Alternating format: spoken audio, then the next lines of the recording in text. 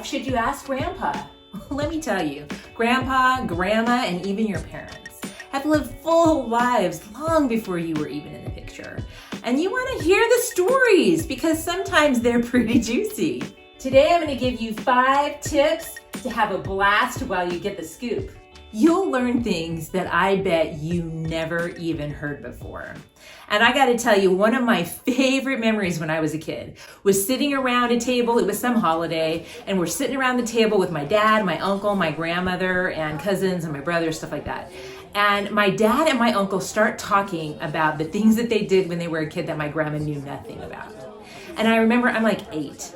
And I remember sitting there and my jaw hitting the floor, watching my grandma kind of freaking out, hearing these stories, but also watching my dad and my uncle and hearing about the things that they did, man. They were crazy, but it was so fun. Honestly, my favorite holiday meal, when I think about sitting together as a family, that was my favorite. So do it. First, you want to get the details while they're still there for the getting. What I mean by that is, hey, memories fade. Some people end up getting Alzheimer's, and you never know how long somebody's going to be around, so don't wait. Get those memories and have those moments with your grandma and grandpa or even your parents now while the opportunity presents itself. So along those lines, my second tip is to gather the good stuff. You want to gather it while you have the opportunity. You want to look at family pictures. You want to look at other family heirlooms, and you want to get the story about them. Because so often when somebody passes away, nobody has any clue. Who was in that picture? I don't know.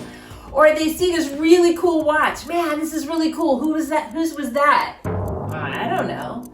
So you want to find the stories to that information now, and you want to write them down. You can either write down the information that you find out in pencil on the back of the picture, or you can have a separate piece of paper. You can keep it with the pictures, or you can take it home with you. One of the other things that's really fun to do is video record whoever's showing you these pictures and things. Even if they don't want to be on camera, you can just focus the camera on what it is they're showing you, the picture or whatever item it is. And then you've got their voice telling you about it, which is really kind of cool. The other reason why you want to get this stuff is we never know what kind of natural disaster could happen or a fire could happen in our home. So many people in Florida have lost so much recently. And you never know when something like that could happen to you. So the best way to combat stuff like that is to, at least with photographs, to digitize them and make copies and spread them out amongst the family. And that way they're going to survive no matter what. There's some really great apps out there. I mean, your phones are pretty powerful now, but there's an app called PhotoScan. It's a Google app and it's free. Love free, always love free. And what it does is it takes multiple pictures of a particular picture. And so when it blends them all together, then you get a pretty good picture. Like here's a before and an after. And this after picture, I didn't even try with different light. I didn't even maybe take it off the wall and put it on a table. Any of those things would have made that picture even better. So anyway, check out PhotoScan. PhotoScan, I really like it. Not PhotoScam.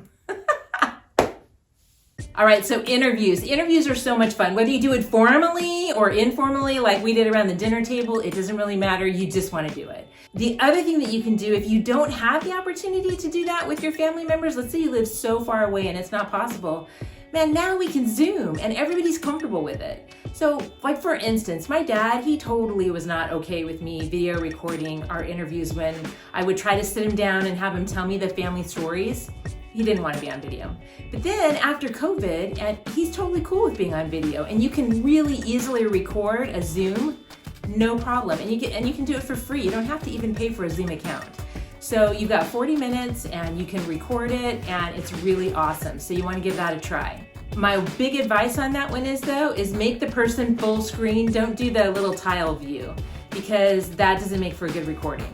So whoever's talking, have them be full screen. If they don't want to video record you, maybe they'll let you audio record, or dang it, just sit there and take notes on a piece of paper. It doesn't matter, get it down while you have the chance. So either you want to write it down on a piece of paper, you want to video record it, or you want to audio record it, so that you have the opportunity to remember the things that are said, because believe it or not, you're going to forget a lot of the cool stuff, a lot of the fun stories, a lot of the awesome details, a lot.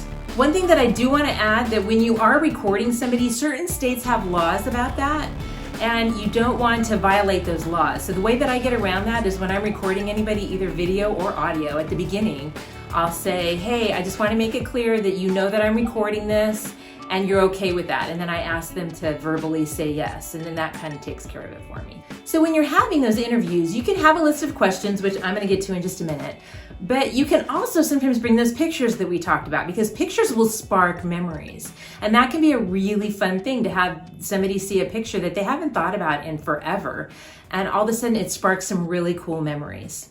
The other thing that you want to think about is when and where you're going to do it. And that's true for both Zoom recordings and in-person stuff. If you're really trying to sit down with somebody and get their family story or get their personal story, either way, you want to kind of have it be quiet, because if there's a ton of interruptions, one, it's going to mess up your audio, but two, it's also going to mess up the memories. You know, when people are interrupted, they lose their train of thought, and you want the memory to flow. And that's my last suggestion when you're doing an interview. You want to be sure that you don't interrupt. Sometimes we get so focused on what we want to be talking about. And when you're interviewing somebody, particularly somebody that's older, you want to let them just kind of go with it. You got to go with the flow. You got to just let them go with the memory. Don't ask yes, no questions. Leave it pretty open-ended and let them just move through it, because a memory will often spark another memory. And so you want to just kind of let that happen. The other thing to take into consideration, again, particularly with somebody that's older, is when are they best? Some people are really good in the morning. Good morning. Holidays are a great time to sit down and hear these stories, family reunions. Anyway, when you're together, do not let the opportunity pass. All right, so good questions to ask. How did you meet your spouse? How'd you meet grandma? How'd you meet grandpa? Your first kiss, your first date, your worst date. What did you want to be when you grew up? What were your chores when you were a kid? Did you get any allowance? Family pets, family rules, family traditions. Who did you admire most when you were young? Oh, your most embarrassing moment. What's the craziest thing you ever did? What was the best thing your parents ever taught you? And what was your wisest decision? Those are good ones. And ask them if they have any advice, because it's going to make their day that you care what they have to say to you about advice, right? How often do we ask people for advice like that? A lot of times we kind of forget to ask our parents and our grandparents for advice. This is just a few, but there's tons more. So in the description below the video is a link to my webpage where I have a list of great questions that you can ask, and it's totally free. I've also included a couple of other links for you that you might find are kind of cool. Again, free. So you don't have to pay anything for it. It gives you some great questions to ask. And then number 5 is you want to follow up quickly. You want to be sure that you review the audio and video right away. 1, make sure it worked. 2, you want to see if it sparks any questions that you have. Maybe that video or audio has made you think, hey, I want to know more about blah, blah, blah. So you want to go ahead and review that and write down any other questions that you have while things are fresh in your mind. Plus, it's fresh in their mind, so they're going to be more able to answer the questions for you. And then secondly, you want to digitize stuff. You want to spread copies out of the video. Maybe you make it into a movie. That's even better. But spread it out. Make sure that multiple people in the family have copies, same as your photographs. Scan those so that other people can have them. Spread the love. That way it will survive no matter what, which is really what you want to do. You want these memories to survive forever. So I hope this has been helpful. Have a great day and enjoy hanging with your family.